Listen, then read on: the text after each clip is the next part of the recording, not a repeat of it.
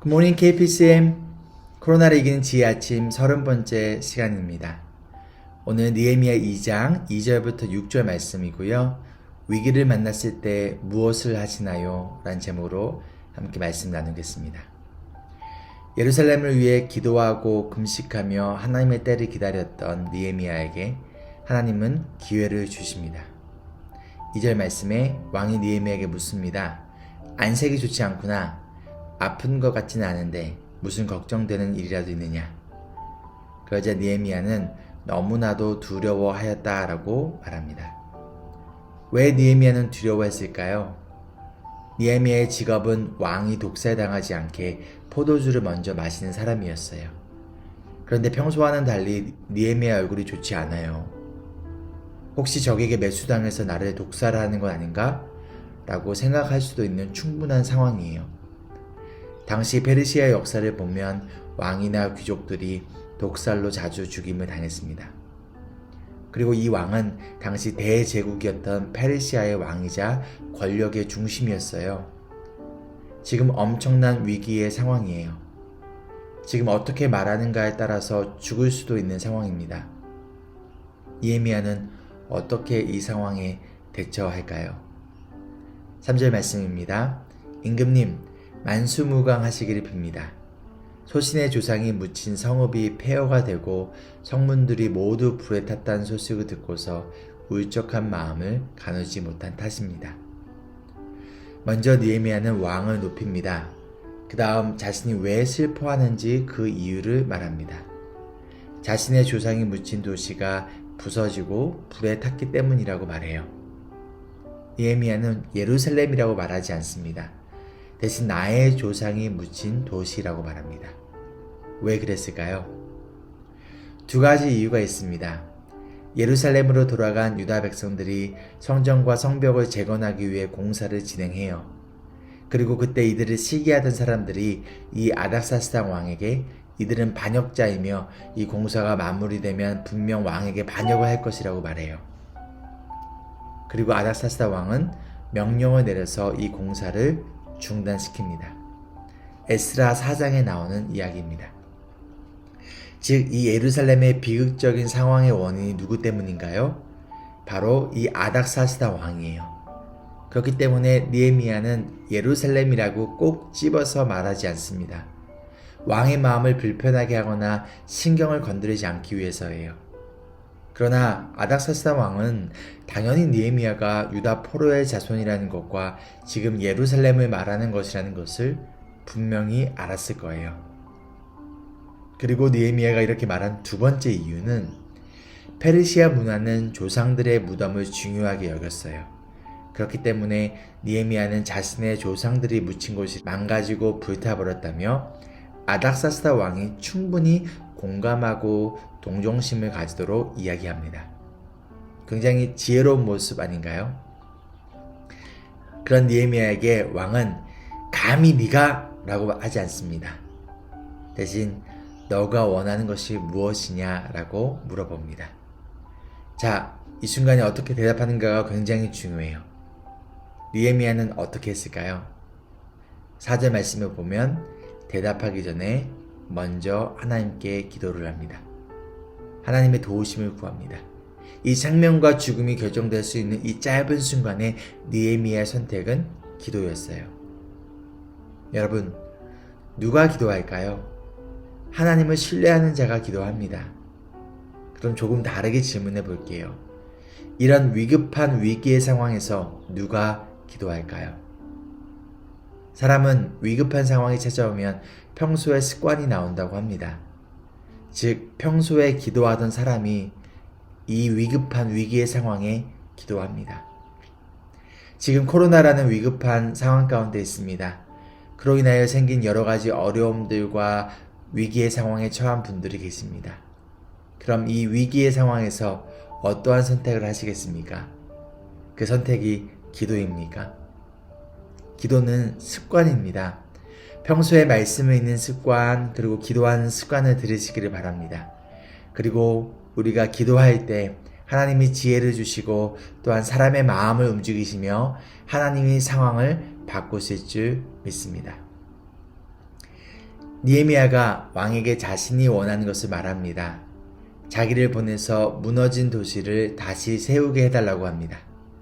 지금 왕이 이미 내린 명령과 반대되는 것을 말하고 있어요. 그런데 그때 왕후도 왕 옆에 앉아 있었습니다. 이것이 무엇을 의미할까요? 당시 왕비는 공식적인 미팅 자리에 있을 수 없었어요. 지금 왕과 느헤미야가 대화를 나누는 이 자리는 퍼블릭한 자리가 아니라 왕과 왕비가 다정하게 시간을 보내는 프라이빗한 자리였다는 거예요. 만약 이 자리가 다른 신하들이 있는 공식적인 자리였다면 과연 왕이 이렇게 쉽게 허락을 할 수 있었을까요? 자신이 내린 명령을 취소시키고 오히려 그 명령을 반대하는 또 다른 명령을 내리는 것이 왕으로서의 자존심과 체면을 생각한다면 과연 가능했을까요? 그리고 다른 신하들이 그렇게 하도록 놔두었을까요? 불가능했을 거예요. 그럼 이러한 완벽한 타이밍을 누가 만들었을까요? 느헤미야가 계획했을까요?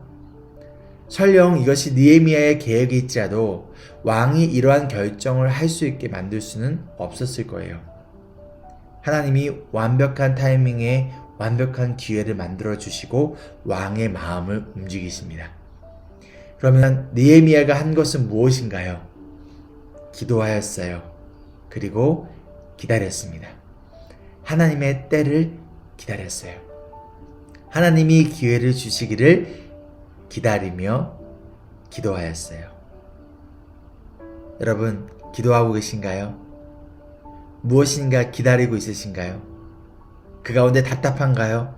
왜 빨리 기도가 응답되지 않는지 불안한가요? 하나님의 타이밍은 우리의 타이밍보다 더 완벽하다는 것을 믿고 신뢰하지 않으실래요? 불안하고 초조함이 아니라 하나님의 선하신 때를 기다리며 기대와 소망 가운데 이 시간 기도하지 않으시겠습니까?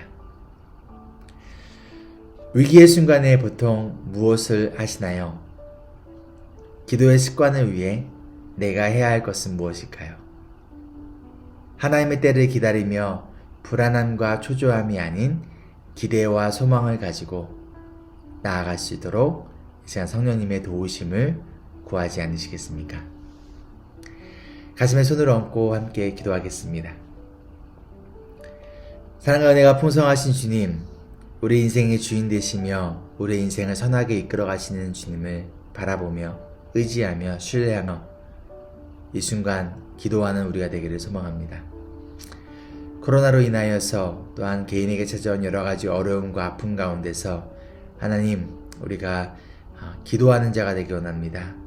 가운데 하나님의 때를 기다리며 불안함과 초조함 가운데 나아가는 것이 아니라 하나님께 주신 놀라운 은혜와 평강 가운데 또한 기대와 소망 가운데 나아가는 우리 모든 성도들 될 수 있도록 하나님 은혜 베풀어 주시옵소서.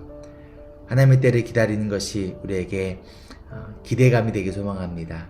또 오늘 하루의 삶도 그 기대감 가운데 이 시간 먼저 하나님 앞에 무릎 꿇고 기도하며 나아가오니 성령님께서 이 시간 우리의 마음과 생각을 예수 그리스도의 복음 안에서 지켜주시고 우리가 주님을 신뢰하며 오늘 하루를 매일의 삶을 하나님 나라와 의와 영광을 위해 기쁨으로 살아가는 우리 모두 될 수 있도록 하나님께서 일하여 주시옵소서.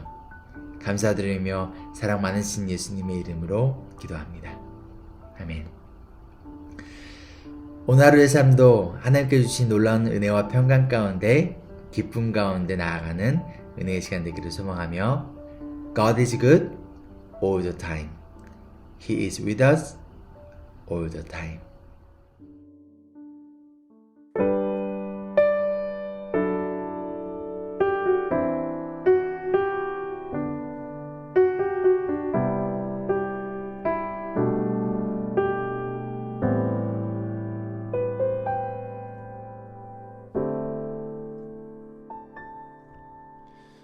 나의 가는 길 주님 인도하시네. 그는 보이지 않아도 날 위해 일하시네. 주 나의 인도자 항상 함께 하시네. 사랑과 힘 베푸시며 인도하시네.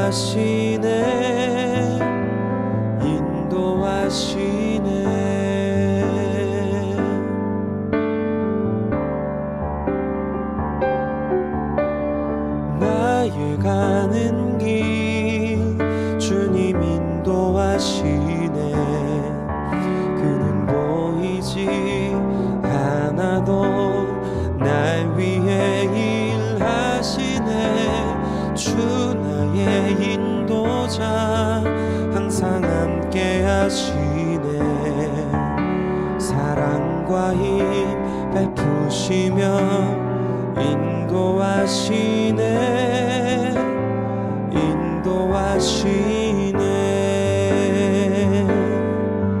광야에 길을 만드시고 날 인도해. 산막에 강 만드신 것 보라. 하늘과 땅 변해도 주의 말씀 영원히 내 삶 속에 새 일을 행하리. 나의 가는 길 주님 인도하시네. 그는 보이지 않아도 날 위해 일하시네. 주 나의 인도자 항상 함께 하시네. 사랑과 힘 베푸시며 인도하시네.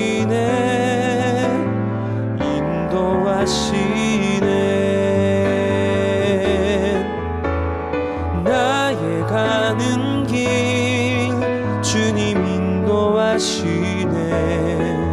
그는 보이지 않아도 날 위해 일하시네. 주 나의 인도자 항상 함께 하시네. 사랑과 힘 베푸시며 인도하시네.